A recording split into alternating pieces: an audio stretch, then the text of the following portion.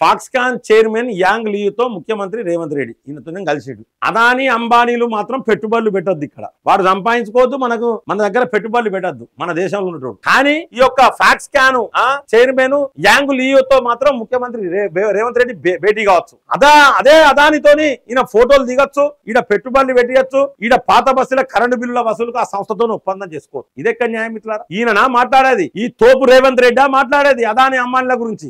ఏమైనా అదాని అంబానీలకు నరేంద్ర మోడీ దోషి పెట్టినట్టు. ఇప్పుడు నువ్వు ఈయనతో ఈ ఫాక్స్కాన్ చైర్మన్ యాంగ్ లీతో మొత్తం దోషి పెడతానవా? తెలంగాణ మొత్తం దోషి పెడతానవా? నేను అడుగుతా ఉన్నా. పెట్టుబడులు పెట్టే ప్రతి ఒక్కరిని దోషి పెడతానంటే మరి నువ్వు ఈ ఫాక్స్కాన్ చైర్మన్ వీరికి దోషి పెడతానవా? నువ్వు వాడు ఎక్కడోడు, మరి మన దేశమోడు బాగుపడద్దు, బయట దేశమోడు బాగుపడాలి. నీకు కావాల్సింది మీ యొక్క మీ వ్యవస్థనే కట్లుంటది. మీ కాంగ్రెస్ వ్యవస్థలనే గతంలో కూడా అంతర్జాతీయ వ్యాపార ఒప్పందంలో భాగంగా బయట దేశాలలో వచ్చి ఇక్కడ పెట్టుబడులు పెడితే వీళ్ళకి సమ్మగా ఉంటది. కానీ నరేంద్ర మోడీ గారు వచ్చినాక మన దేశంలోనే అన్ని తయారైతాయి, మన దేశంలో ఉన్న మన దేశంలో పెట్టుబడులు పెట్టుకోవచ్చు. మేక్ ఇన్ ఇండియా అని చెప్పేసి తయారు చేసిన మిత్రులారా, ఒకటి తీసుకొచ్చిండు మేక్ ఇన్ ఇండియా అని. ఆల్రెడీ ఇక్కడ పెద్ద పెద్ద వెపన్స్, మంచి మిషన్ గన్స్, AK-47 అటువంటి తయారైతా ఉన్నాయి. అంటే సైనికులకు మంచి బుల్లెట్ ప్రూఫ్ జాకెట్స్ ఇక్కడ తయారైతా ఉన్నాయి. సైనికులకు కావాల్సిన వెహికల్స్ కూడా ఇక్కడనే తయారైతా ఉన్నాయి. అటువంటి పరిస్థితి ఇలా నరేంద్ర మోడీ గారు వచ్చినాకుంటే ఈ రేవంత్ రెడ్డి ప్రచారంలో మైక్ పట్టుకొని 100 అబద్ధాలు ఆడుకుంటా అదాని అంబానీలకు వాళ్ళు బాగుపడతారని చెప్పి ప్రచారం చేసినావు. మరి నువ్వు చేసిన ప్రచారం తప్పా ఒప్పా?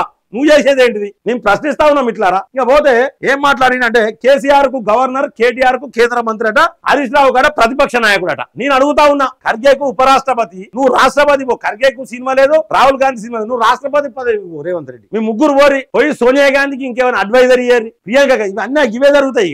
ఇవి మాట్లాడు మరి సపరేక మొత్తం. అంటే మాకు చేత కాదు, మీకు వచ్చిన 99 సీట్లకే గింత అహంకారం, గింత ఒళ్ళు కొవ్వు, గింత నెత్తికి కళ్ళెక్తే ఎట్లా? మొత్తం 50 పార్టీలు అన్నింటినీ జమ చేస్తే మీకు వచ్చిన సీట్లు బీజేపీకి వచ్చిన సీట్ల కంటే తక్కువ. మీరు 50 పార్టీలు కలిసి అబద్ధాలు ఆడి పాదయాత్రలు, మోకాల మీద యాత్రలు, తడుచుకుంటా వణుక్కుంటా ఎండకెండుకుంటా మీరు చేసిన యాత్రల ఫలితం మీకు వచ్చిన 99, మీ కాంగ్రెస్ కి వచ్చినాయి 99. ఈ 99కే ఇక మీరు ఇంత రెచ్చిపోతే ఎట్లా? రాజ్యసభ ఎంపీలట 4 ఎంపీలనట బీజేపీలకు వస్తారట, తర్వాతనట ఈ పని జరుగుతుందట. ఒక్కటే అడుగుతున్నా, ప్రజలు దాంతో నవ్వుతారు. మూచితోని కాదు నవ్వేది, ప్రజలు ఇక దాంతోనే నవ్వుతారు. నువ్వు మాట్లాడే మాటలకు, చిల్లర మాటలకు. రుణమాఫీ చేసినావు ఇవ్వాలి పైసలా? దానికి ఎచ్చులు కొడతాను. నువ్వు చేసిన రుణమాఫీకి మొత్తం డంబాచారం అంతా ప్రచారం చేసుకుంటాను, సభలు పెట్టి. ఇవ్వాలి పైసలు అవి సరే చేసినావు. ఇప్పుడు రాజీనామా చేయమంటాను అంటే హరీష్ రావు రాజీనామా చేస్తానంటేనే నువ్వు రుణమాఫీ చేసినావా? ఛాలెంజ్ గా తీసుకొని ప్రజలందరూ నవ్వుకుంటారు నువ్వేం మాట్లాడుతున్నావు అనేది. ఇక పోతే ఈ యొక్క ఎస్సీ వర్గీకరణ గురించి అట ప్రచారంలోనే, అసెంబ్లీ ఎన్నికల ప్రచారంలోనే, పార్లమెంట్ ఎన్నికల ప్రచారంలోనే రాహుల్ గాంధీ చెప్పిండట. మరి రాహుల్ గాంధీ, ప్రియాంక గాంధీ, నువ్వు మీ అడ్డమైన నోరుతో మీరేం చెప్పారు? ప్రతి మహిళకు 2500 మహాలక్ష్మి పథకం ఇచ్చిండ్రా? 18 ఏళ్ళు నిండిన యువతులకు స్కూటీ ఇస్తున్నారు ఇచ్చిండ్రా? విద్యార్థులకు స్కాలర్షిప్లు ఇచ్చిండ్రా? ఎందుకయ్యా? ఏది మీ బీసీ డిక్లరేషన్, ఏది మీ యూత్ డిక్లరేషన్, ఏది మీ మైనార్టీ డిక్లరేషన్, ఏది? ఇవన్నీ ఎడబోయినాయి. ఇన్ని హామీలు ఇచ్చిర్రు, ఏమన్నా నెరవేరుస్తారా మీరు? నిరుద్యోగ వృత్తి ఎక్కడ పోయింది? వికలాంగులకు పెంచుతారన్న పైసలు ఎక్కడ పోయినాయి? ఇవన్నీ రాహుల్ గాంధీ, ప్రియాంక గాంధీ, నువ్వు మీరందరూ కలిసి మీ దరిద్రపైన నోరుతోనే కదా చెప్పింది. ఎక్కడ పోయినాయి మరి? ఇవాళ మాట్లాడటానికి అయినా మీడియా వచ్చినా, మైక్ దొరికినా గంటకు 100 అబద్ధాలు ఆడతాడు రేవంత్ రెడ్డి. ఇక పోతే కవిత గడ రాజ్యసభ ఎంపీ ఇస్తారట. మరి ఇయ్యకపోతే దేనికుంటావు నువ్వు చెప్పు? ముక్కు నేర రాస్తావా నువ్వు? కవితకు రాజ్యసభ ఎంపీ ఇయ్యకపోతే నువ్వు ముక్కు నేరకు రాస్తావా? ఎవరినో ఎక్కడనో బతకచ్చుకొని ఈడ రాజ్యసభ ఎంపీ ఇస్తాను. ఈడ లేరా తోపులు? మనకు రాజ్యసభ ఎంపీలుగా కాంగ్రెస్ వాళ్ళు లేరా? ఎక్కడ పోయినా మీరు కాంగ్రెస్ వాళ్ళు? రాహుల్ గాంధీ, ప్రియాంక గాంధీ, సోనియా గాంధీ చెప్తే వాళ్ళకి ఇస్తారు. ఇక్కడ మన రాష్ట్రంలో లేదా? కేసీఆర్ అప్పుడు గట్లనే చేసిండు, అందుకనే ఇప్పుడు మీకు ఇట్లా చేస్తాను. కేసీఆర్ గడ్డి తింటారు, నువ్వు కూడా గడ్డి తింటావా? కేసీఆర్ 7 లక్షల కోట్ల అప్పులు చేసి నువ్వు కూడా 7 లక్షల కోట్ల అప్పులు చేస్తావా? కేసీఆర్ కట్టిన ప్రాజెక్టులు కూలిపోతాయి, నువ్వు కట్టిన ప్రాజెక్టులు కూడా కూలిపోతాయా? కేసీఆర్ థూ అని ఉమ్మేస్తారు ముఖం మీద, నీకు కూడా ముఖం మీద థూ అని ఉమ్మేస్తారు ప్రజలు. ఇది కాదు కదా ప్రజాపాలన అంటే గిదా. ఇక పోతే నువ్వు చెప్పినావు హైడ్రా బ్రహ్మాండంగా పనిచేస్తుంది, ఏ ఒత్తిళ్ళ కానీ. హైడ్రా కాదు, ఫస్ట్ క్షమాపణ చెప్పి, నీ దానం నాగేందర్తో క్షమాపణ చెప్పి, రంగనాథ్ సార్ను పట్టుకొని నేను సంటి లోకలు, నేను ఈడియట్ను, నేను అసెంబ్లీ రౌడీనా, నీకు దానం నాగేందర్ అన్నాడు.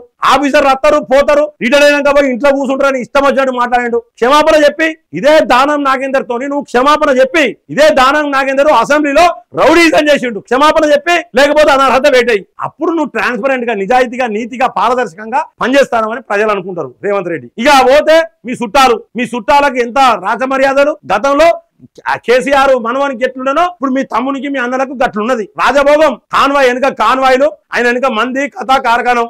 ఎంతో మంది ఉన్నారు పెట్టుబడులు. మీ తమ్ముని మీ దోస్తులే పెట్టుబడులు పెట్టాలే. చాలా మంది ఉన్నారు పెట్టుబడులు పెట్టేవాళ్ళు. దోష పెడతానా మరి మీ తమ్ముని దోస్తులకు దోష పెడతానా వారు? అదాని నమ్మని అంటే కదా మిత్రులారా, ఈయన చెప్పేటి అన్ని శ్రీరంగనుతులు చేసేటి అని గవే తీట పనులే అంటారు. చూసినా గవే. కొంత యూట్యూబ్ ఛానల్ మనం కొన్ని మాట్లాడద్దు కాబట్టి నేను మాట్లాడతలేను. బూతు సామెతలే కరెక్ట్. నాకు నువ్వు మొత్తం వేదిక మీద హరీష్ రావును పట్టుకొని తొక్కుతా తంతా గోతి తీస్తా. ఇవ్వలే హరీష్ రావు ఇవ్వలు మన దేశమైనా కదా హరీష్ రావు. నువ్వు తొక్కేది ఉంటే నీకు దమ్ముంటే టెర్రరిస్టులను దొక్కుతాను. సాధ కాదు మీ కాంగ్రెస్ వాళ్ళకు. టెర్రరిస్టులను దొక్కుతానండి, ఉగ్రవాదులను దొక్కుతాను, పాకిస్తాన్ దొక్కుతానని ఎప్పుడు మాట్లాడరు. మీకు ఉగ్రవాదులను తొక్కడం అనే మాట మీ నోట్లకెళ్ళే రాదు. మన దేశంలో ఉన్నోళ్ళనే మనం తొక్కాలి. ఇక హరీష్ రావు మంచోడు అని చెప్పి నేను అనలేను మిత్రులారా. కానీ వే ఆఫ్ టాకింగ్ ఒక ముఖ్యమంత్రి స్థాయిలో ఒక పద్ధతిగా మాట్లాడాలి. మాకు రావా? మోడీ ఏంది అమిత్ షా ఏంది ఎవరు వచ్చినా మొత్తం తొక్కుతా అంటివి నువ్వు. ఎవరు ఇవ్వడంటే అంటివి నువ్వు. మోడీని పట్టుకొని అమిత్ షాని పట్టుకొని అందరు చూస్తలేరా?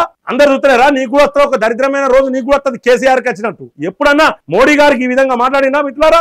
రేవంత్ రెడ్డి అనే వ్యక్తి మాట్లాడే మాటలు అత్త దరిద్రంగా ఉన్నాయి. తెలంగాణకి ఏమాత్రం మంచిది కాదు, తెలంగాణ అభివృద్ధికి ఏమాత్రం మంచిది కాదు మిత్రులారా. ఇప్పటి వరకు నువ్వు వాళ్ళు అప్పులు చేసిర్రు, ఆ వడ్డీ కడతాను. నువ్వేనా అప్పులు చేసినావు? గది పెట్టు.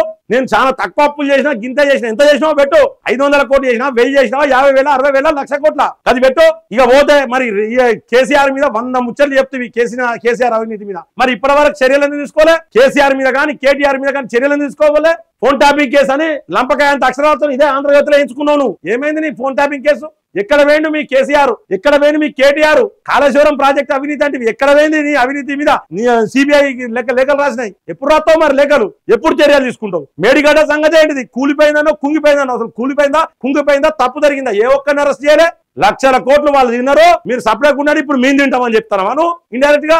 మిత్రులారా, ఈ యొక్క కాంగ్రెస్ కానీ ఈ యొక్క రేవంత్ రెడ్డి మాటలు ఎవరు నమ్మద్దు. రేవంత్ రెడ్డి నిజంగా ఉండడు ముఖ్యమంత్రిగా. మళ్ళా ఉత్తమ్ కుమార్ రెడ్డి ముఖ్యమంత్రి అవుతాడు. మీరు రాసుకోరి. కోమటిరెడ్డి రాజగోపాల్ రెడ్డి అన్నా ఉత్తమ్ కుమార్ రెడ్డి అన్నా వీళ్ళిద్దరిట్లా ఎవరో ఒకరు కాంగ్రెస్ కు ముఖ్యమంత్రి ఉంటారు. ఇది మీరు రాసుకోరి ఫిక్స్.